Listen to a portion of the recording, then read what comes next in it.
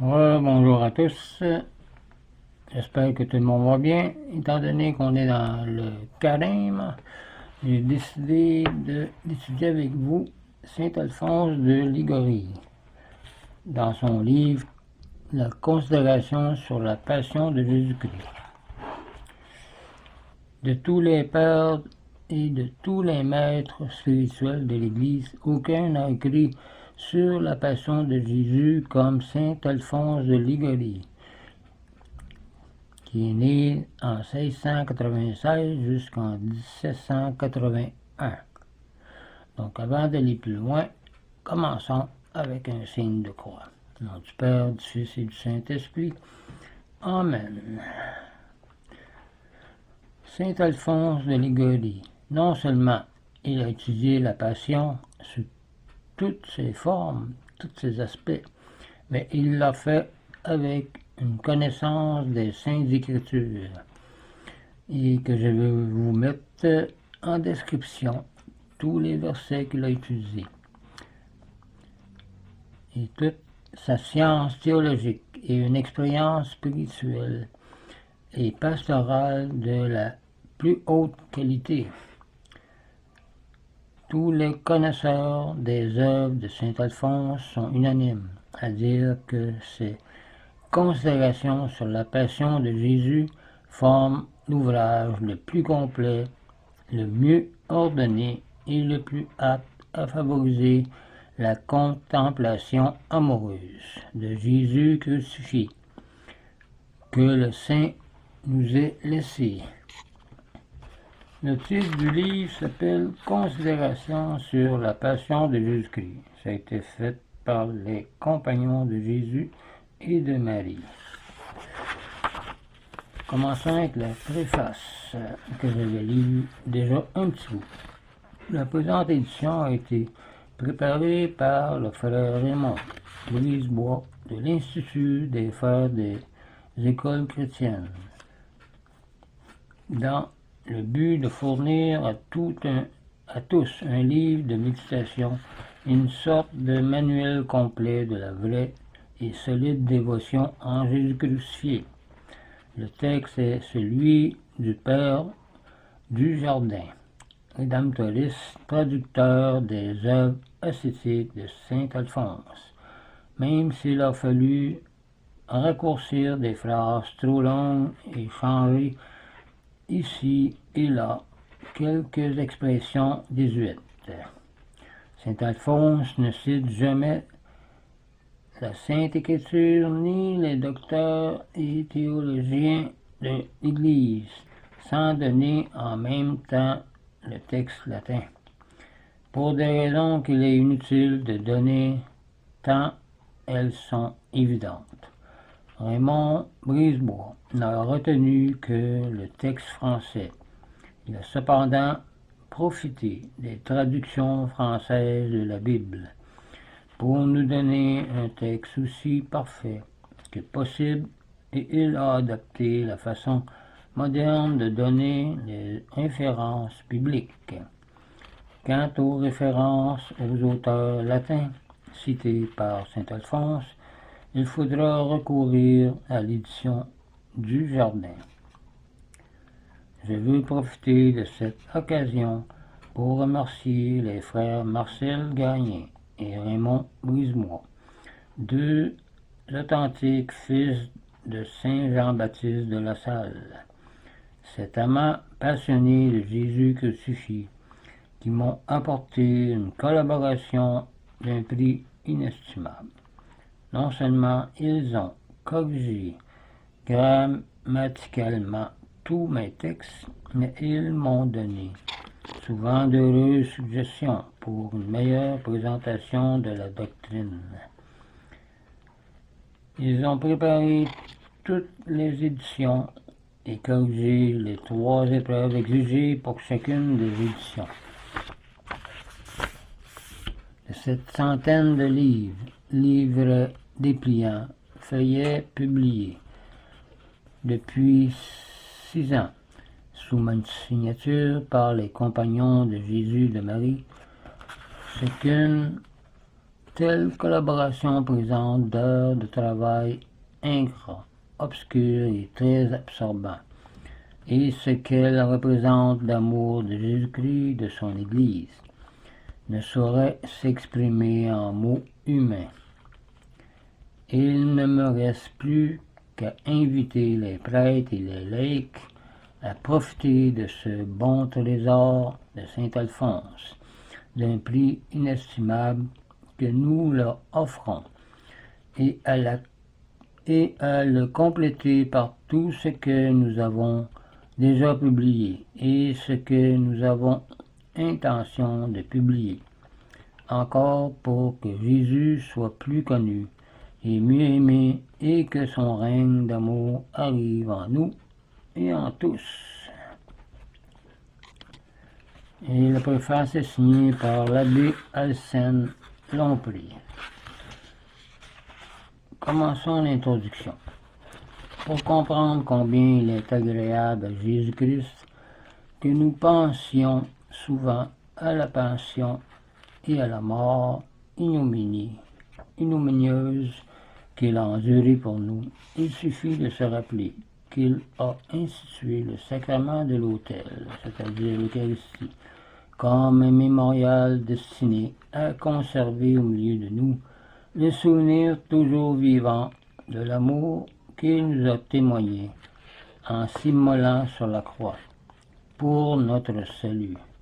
Nous savons qu'il nous a donné ce sacrement d'amour dans la nuit même qui précéda sa mort, après avoir distribué son corps à ses disciples. Il leur dit, et par eux et à nous tous, qu'en recevant la Sainte Communion, nous devons nous rappeler tout ce qu'il a souffert pour nous. Voir 1 Corinthiens, chapitre 11, verset 26.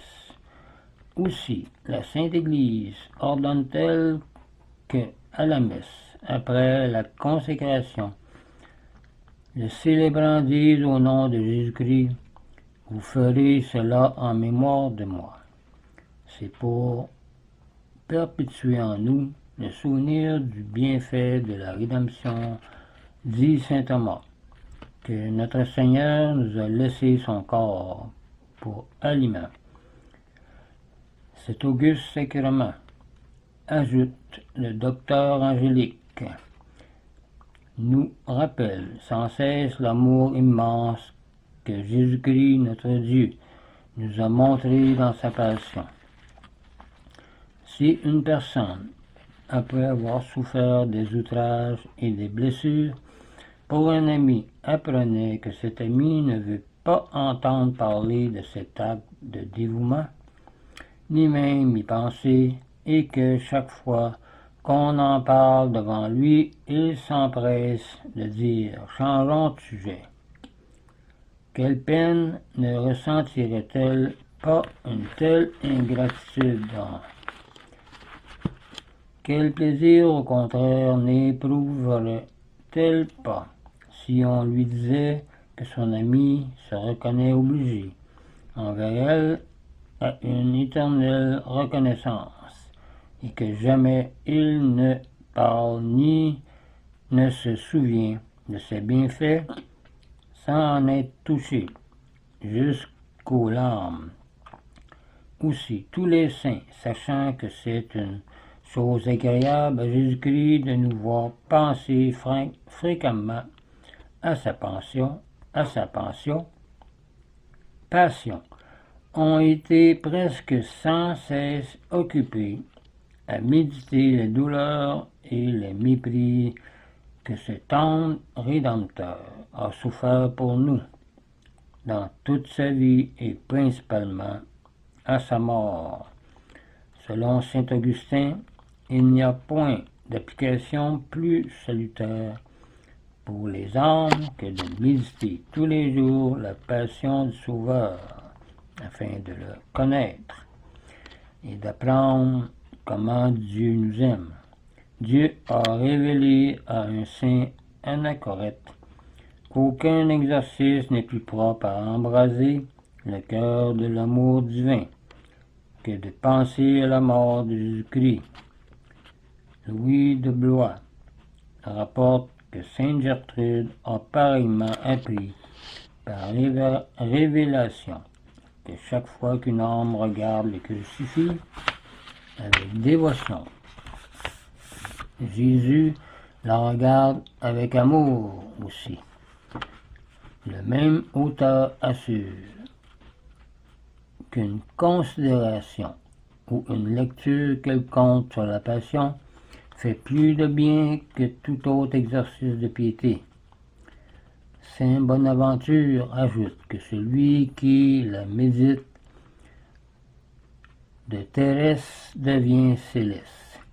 Il appelle les plaies de Jésus crucifié des blessures qui nous guérit, qui touchent les cœurs les plus durs et enflamme d'amour pour Dieu les âmes les plus froides. Un peu comme saint Paul a été frappé lorsque Jésus lui a apparu. On lit dans la vie du bienheureux Bernard de Corléon, capucin, que les autres religieux, voulant lui apprendre à lire, il alla consulter Jésus crucifié.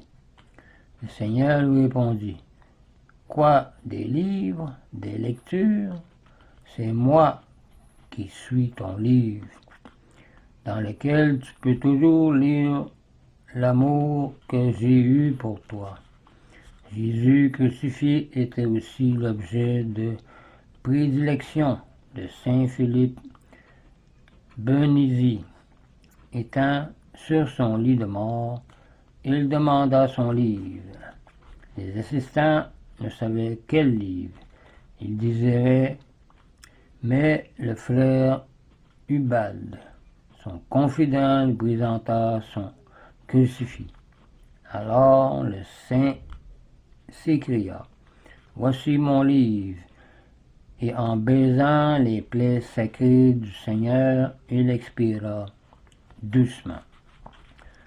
Quoique j'ai déjà traité plusieurs fois de la passion de Jésus-Christ dans mes opuscules spirituels, je pense qu'il ne sera pas inutile aux âmes de leur offrir encore ici beaucoup d'autres réflexions sur Jésus que j'ai lus dans différents livres ou que j'ai fait moi-même.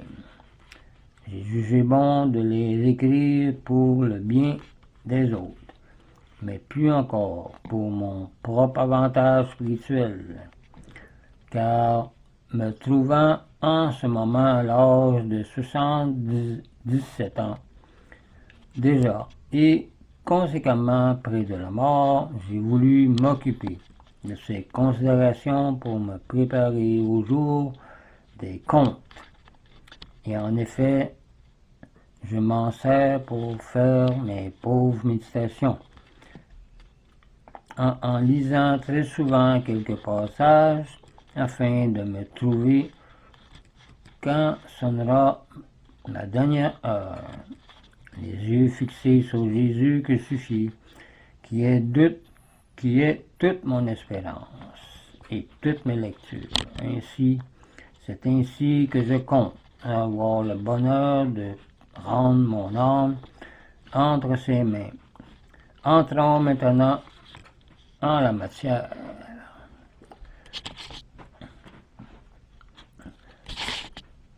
C'est un autre saint qui va parler encore de la méditation et de la contemplation amoureuse de Dieu. Un peu comme Saint Pierre d'Alcantara que je viens de faire. Donc c'est une suite de deux saints qui vont parler de Jésus-Christ.